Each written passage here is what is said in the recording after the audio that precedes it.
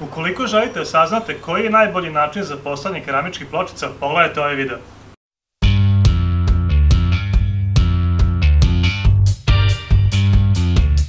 Kako je u svetu trend proizvodnja sve većih keramičkih pločica, koje su samim tim i teže, bilo je potrebno smisliti novi način za njihovo postavljanje. Rešenje su nivelatori.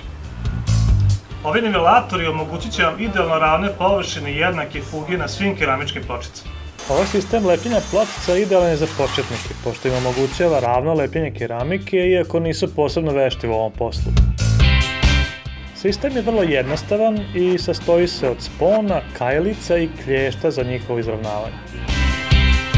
Spona se stavi ispod zalepljene pločice, sa njene druge strane stavi se sledeća pločica, a onda se ubaci plava kajlica.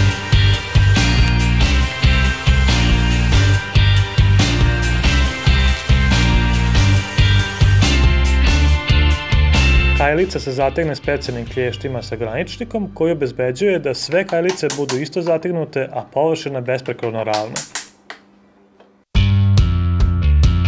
Kada se nakon 10 do 12 časova lepak stegne, spone odlomite gumenim čekićem ili ih jednostavno šutnete. Mi naravno nismo dovoljni da ih ne šutnemo, i to više puta.